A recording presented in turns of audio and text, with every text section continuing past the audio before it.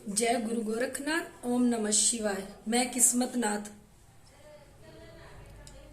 एक बार की बात होती है, एक लड़की होती है 15-16 साल की, जिसके माँ बाप दोनों ही मर जाते हैं और उसके मामा के सिवा दुनिया में कोई भी नहीं होता।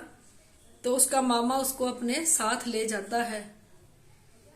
मामा इतना घटिया होता है कि पैसों के चक्कर में, पैसों के लालच में वो अपनी भांजी को कोठे पे जाके बेच आता है।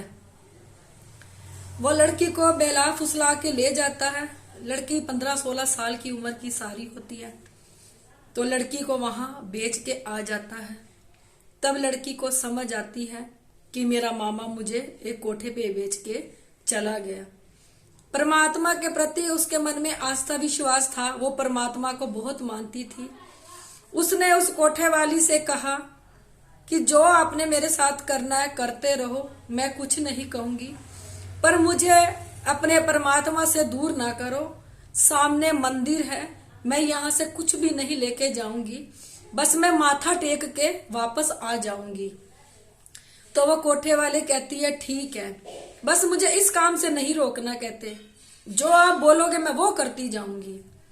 तो वो लड़की बेचारी मंदिर की सीढ़ियों पे माथा टेकने जाती है। वो मंदिर के अंदर नहीं जाती, सिर्फ मंदिर की सीढ़ियों पे ही माथा टेकती है। जो वहां का पंडित होता है उस बेचारी को बहुत कुछ बोलता है, वो कुछ भी नहीं कहती। सिर्फ वो परमात्मा से ये अरदास लगाती है, परमात्मा ये शरीर तो नश्वर है, ये आत्मा मैंने आपको दान की है। जीते जी जब तक जीऊंगी ये आत्मा आपकी है।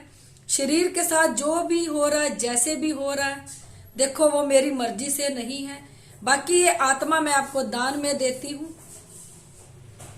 जो भी मेरी गलतियां हो मुझे क्षमा करना। वो ये अरदास लगा के वो चली जाती है। वो रोज रोज वहां माथा टेकने मंदिर की सीढ़ियों पे आती और रोज पंडित उसको बड़ा बुला बोलता रहता है, तू वेश्या है, मंदिर में आ गई, माथा टेकने आई, तू कौन है। वो बेचारी उसको कुछ भी नहीं बोलती थी। वो अपना चुपचाप माथा टेकती और चली जाती। कुछ टाइम बीता, वो माथा टेकने एक दिन मंदिर में आई और उसी सीढ़ियों पे उसके प्राण चले गए और वो उसकी आत्मा परमात्मा में लीन हो गई। उसके मरने के बाद ऐसा हुआ कि पंडित उसको गालियां निकालता था। जो उसके लड़की के दोष पाप थे वो सारे के सारे उस पंडित पे पड़ जाते हैं और पंडित मंजे पे लग जाता है। उसके अंदर बीमारियों का घर बन जाता है। इतनी बीमारियां उस पर इकट्ठी हो जाती हैं। तो एक दिन उसका मंदिर भी छूट जाता है। उसकी जगह कोई और मंदिर पे वो लगा देता है अपनी जगह पे कि जब तक मैं ठीक नहीं होता तू मंदिर की देख रेख और सेवा कर। तो एक दिन साधु आता है वहां मांगने के लिए। वो पंडित को कहता है भिक्षा दे दो। तो पंडित कहता है उस साधु को, साधु पूछता है ये तेरे दुर्दशा कैसी हुई, क्या हुआ तेरे साथ। तो वो कहता है कि मैं एक मंदिर का पुजारी था, मैंने कभी भी किसी का बुरा नहीं किया और मैं भक्ति भाव से, श्रद्धा भाव से मंदिर की सेवा करता था। तो मेरे साथ ऐसा क्या बुरा हुआ कि मुझे आज मंजे पे लगना पड़ गया और मेरे पास इतनी बीमारियां मुझे आ गई। मैं खुद नहीं समझ पा रहा कि मेरे कौन से ये बुरे कर्म की सजा है जो मेरे साथ ये हाल हो रहा है। तो साधु कहता है देखो तुमने कभी किसी को कुछ कहा हो। तो कहता मैंने कुछ कहा नहीं। मंदिर में कोई आता हो, तुमने मंदिर में किसी को कुछ कहा। तो उसने कहा एक वैश्या आती थी मंदिर में माथा टेकने के लिए, तो मैं उसको बहुत भला बुरा कहता था। तो पंडित ने कहा एक बात बता, जब परमात्मा ने उसको नहीं रोका मंदिर में आने के लिए तो तू कौन था उसको रोकने वाला। एक जब कोई कुत्ता या कीड़ी मकोड़े या बंदर कोई भी दरबार में मंदिर में आ जाएगा, क्या तू उसको धक्के मार के निकाल देगा। जिसको परमात्मा बुला रहा है वही आता है। और तुमने क्या सोचा उसकी क्या मजबूरी हुई होगी, तुमने कभी उससे पूछा। कहता नहीं पूछा। वैश्या कोई अपनी मर्जी से नहीं बनता। कभी उससे पूछते क्या दुख था, क्या गम था उसको, तुमने कभी नहीं पूछा। और देखो, जो वैश्या होती है, जो अपनी मर्जी से भी वैश्या बनती है, वो कभी भी उसके मन में भगवान के प्रति प्यार और श्रद्धा नहीं होगी। और इसके अंदर भगवान के प्रति प्यार, श्रद्धा, भक्ति सब थी।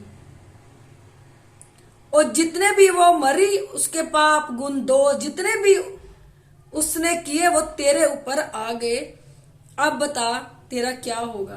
तो वो पंडित बोला, साधु को कुछ तो करो, मुझे इससे निजात दिलाओ, मैं बहुत दुखी हो रहा हूं। तो उसने कहा, तुझे एक बात कहता हूं, उसी दिखाए रास्ते पे चल पड़।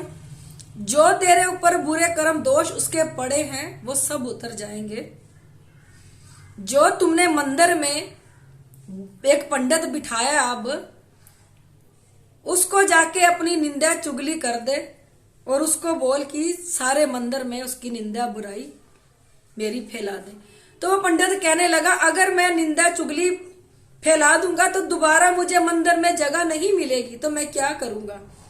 तो साधु बोला, तुमने ठीक होना है कि नहीं होना, बाकी परमात्मा पे छोड़ दे, वो तेरे साथ क्या करेगा क्या नहीं, फिलहाल तुम अपना शरीर को ठीक कर। और साधु ने कहा, मैं फिर आऊंगा दोबारा तेरे पास।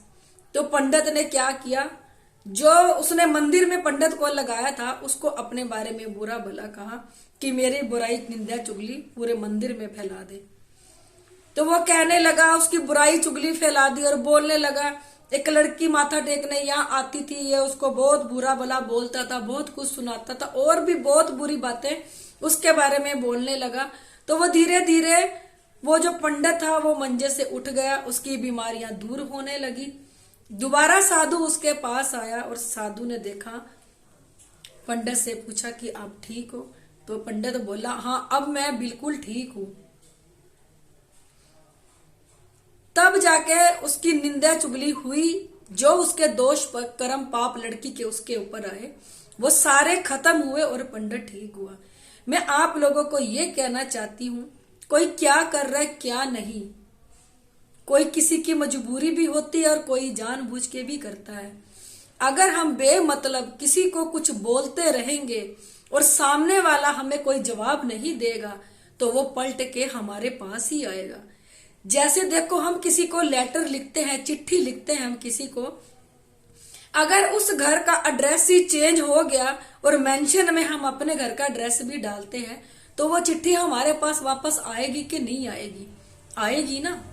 इसलिए अगर हम सामने वाले को गाली गलौच दे रहे हैं, तो वो जो लड़की थी, जो पंडित था, वो उसको बहुत बड़ा बुरा कहता था, पर वो लड़की उसको कुछ नहीं कहती थी पलट के। तो जो उसकी गालियां थी, उसके बुरे कर्म थे, वो उसी के पास रह गए। तो ऐसे उस लड़की के ऊपर कुछ नहीं पड़ा। वो लड़की तो परमात्मा के चरणों में लीन हो गई, क्योंकि उस लड़की ने अपनी आत्मा परमात्मा को दान में दे दी थी। अगर हम सामने वाले को भला बुरा बोल रहे हैं, अगर वो भी हमारा साथ भला बुरा बोल रहा है, तो हिसाब किताब वहां बराबर हो जाता है। तो फिर परमात्मा कहता है, जब तुमने भी बोल दिया, तुम दोनों ने हिसाब किताब बराबर कर लिया, तो इसमें मैं कुछ भी नहीं कर सकता। अगर हम बोलेंगे और सामने वाला नहीं बोलेगा तो उसका दंड परमात्मा खुद ब खुद देता है। उसका कर्म अपने आप उसी के ऊपर गिरता है। जो गन हम सामने वाले को बोलते हैं, सामने वाला चुप रहता है, वो पलट के हमारे ऊपर ही आएगा, ना कि सामने वाले के ऊपर पड़ेगा। कभी भी किसी को बेमतलब बुरा ना बोलो, किसी की बुराई ना करो, किसी की निंदा चुगली ना करो, क्योंकि जब किसी के बुरे पाप कर्म दोष हमारे ऊपर पड़ते हैं, सामने वाला तो ठीक हो जाता है, हम मंजे पे लगते लगते और बीमारियों का घर बन जाते हैं। मैं अपनी हर वीडियो में कहती हूँ, इसमें भी कह रही हूँ, यहाँ गुरु गोरखनाथ और भोलेनाथ साक्षात प्रकट हुए थे। यहाँ गुरु जी के 12 मुंह थे, सांप वाली पूंछ थी, और भोलेनाथ बच्चे रूप में यहाँ प्रकट हुए थे। यहाँ पे हर सूक्ष्म से सूक्ष्म चीज को उतारा जाता है, जो हमारी बॉडी में, हमारे खून में रम जाती है, हमारी नसों को ब्लॉक कर देती है, हमारी नसों पे जाके बैठ जाती है, हमारे खून को गंदा कर देती है। जिसको काले परछाएं दिखते हैं, सुपने में दबाव पड़ता है, सुपने में गंदे काम होते हैं, या सिर में दर्द, रीढ़ की हड्डी में दर्द, डॉक्टरों की दवाई नहीं लग रही, जाके थक चुके हैं। देखो किसी को तो अपने कर्मों की सजा है। मैंने बताया ना, अगर हम किसी को बुरा बोलेंगे तो उसके कर्म हमारे ऊपर आके पड़ेंगे बढ़ेंगे। और किसी को इन नेगेटिविटीज की मार है। नीचे मेरा नंबर दिया है, कॉल करना। अगर आप लोगों को मेरी वीडियो अच्छी लगती है, इसे लाइक, सब्सक्राइब और शेयर जरूर कर दिया करो।